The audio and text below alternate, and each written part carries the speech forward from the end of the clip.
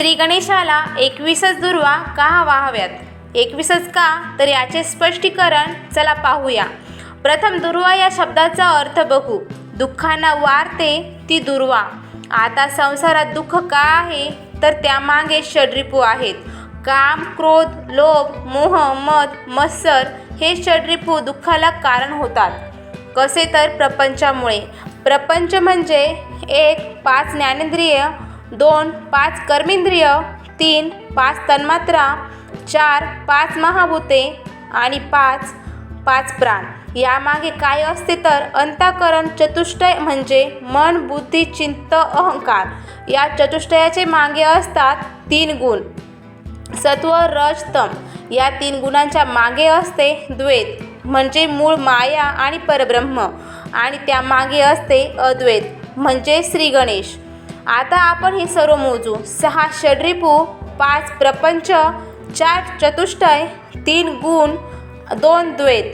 या सर्वांची बेरीज 20 होते व शेवटी राहतो एक, तो अद्वैत म्हणजे श्री गणेश.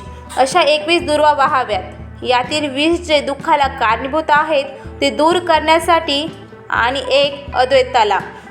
अशा 21 दुर्वा श्री गणेशाला अर्पण कराव्यात. नैवेद्य दाखवून झाला की एक मोदक आपण गणपतीला ठेवतो व बाकी प्रसाद म्हणून वितरित करतो. अद्वैतातून जन्म झाल्यावर आपण द्वैतात येतो आणि परब्रह्मापासून दूर होऊन मायेच्या प्रभावात येतो. त्यामुळे 3 गुण मन, बुद्धी, चित्त, अहंकार हे चतुष्टय आणि पंचसकार म्हणजेच ज्ञानेंद्रिये, कर्मेंद्रिये, तन्मात्रा, महाभूते आणि प्राण आणि षड्रिपू असा 20चा समूह आपल्या मूळ स्वरूपावर आरूढ होतात व कर्मफळ सिद्धांतानुसार आपण आपले मूळ स्वरूप विसरून जन्ममरणाच्या फेऱ्यात फिरत राहतो. त्यातून बाहेर पडण्यासाठी श्री गणेश उपासना आहे. अशा 21 या संख्येचा अर्थ आहे. म्हणून गणेशाला 21 दुर्वा वाहाव्यात, जेणेकरून गणेश कृपेने जन्ममरणाच्या फेऱ्यातून मुक्ती मिळून मोक्ष लाभून अंतिम स्वानंद प्राप्त हो. ओम गण गणपते नमः. श्री गणेशाय नमः. श्री स्वामी समर्थ.